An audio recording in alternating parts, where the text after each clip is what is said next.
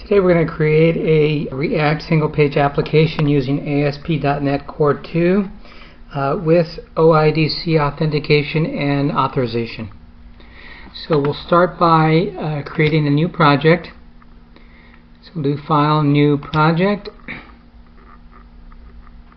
And we're going to select the React OIDC Login Project Template. Now this is a free Visual Studio add-in that you can find on the Visual Studio Marketplace or on our website bssdev.biz. And so we're just going to give it a name here. We're going to call this Login App 2. This template creates a basic React application as well as and adds the OIDC login React component, which also includes an unauthorized component and some additional configuration components. So we get a README file, and I'm just going to move this over to the side so we can look at it while we work.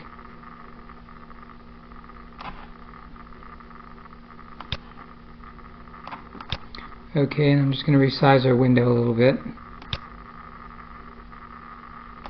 There we go. So the README file says we need to create a client app on the Identity Server. So we can go over to Identity Server.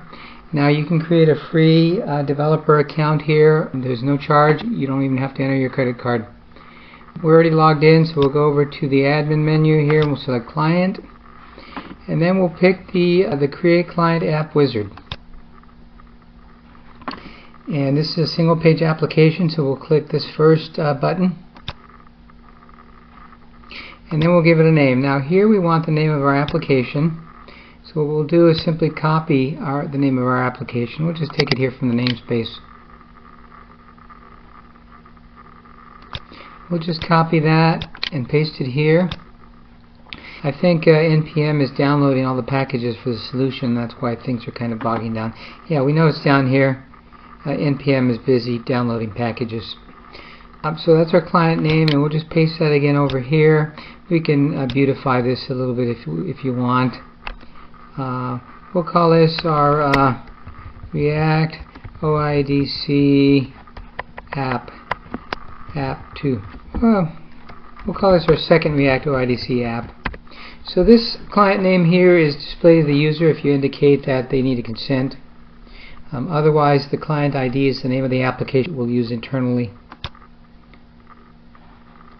Now over here we need to paste the URL to our application. So if we go back here to our app and click Properties and then Debug, we get the URL of our application down here. So we'll paste it there, and here we need to type home signed in. Now that's the view I just mentioned that will redirect the user after they log in. After they log out, we're just going to redirect them to the root. There's no authentication required at the root, and we have to paste our URL again minus the backslash here to indicate the origin of our site. We'll click Next. Now OpenID and Profile need to be selected. OpenID is used for authentication. Profile is used to return the username, which we display after they log in. And we want to check this box down here, create an API and scope using the same name as the client app. This is just there for convenience, so we don't have to create that manually separately. So we're done. We'll click Finish. Okay, so now we may be able to run our application. Let's just check a couple of things. We have a method over here called in startup called configure services. Now here we are. We do have to enter the name of the API here. So we're going to enter the now the API gets prefixed with our tenant name. The tenant name is given to us when we created the developer account. So we need to enter that here.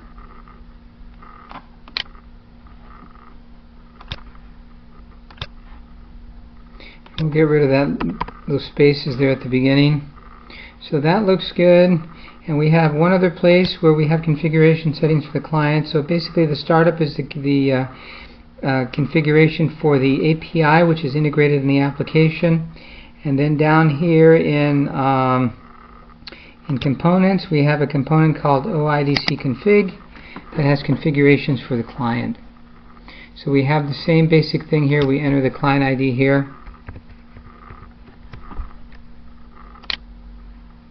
So we'll just paste that and remove these extra spaces. And we actually need it again here.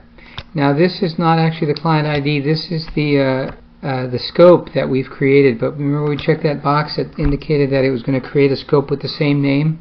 So that's our scope that has the same name as the client. And we'll just double check our site URLs here, 5001, the port. We want to make sure we're good there. Okay, so we're good. We'll do a save all, and we'll rebuild our application, and we should be good to go.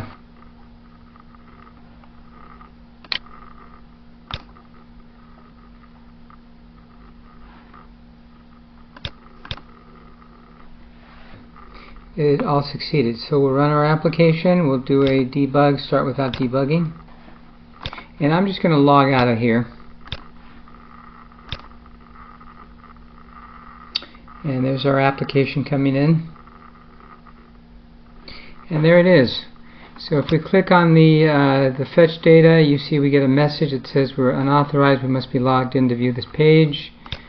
The same with the counter, we're unauthorized, we must be logged in to view the page. We have a little button up here at the top, a little component called login. If we click on that link, it'll take us over to our authentication server to allow us to log in. And we'll go ahead and do that.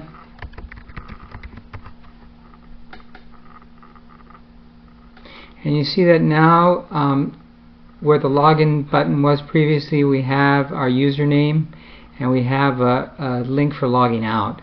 So now if we go over to counter, now it's accessible and we can use it. Same with fetch data. Now we have our data, and there it is. If we log out, then those two views again become inaccessible. So that's it, a brand new React application with OIDC authorization and authentication.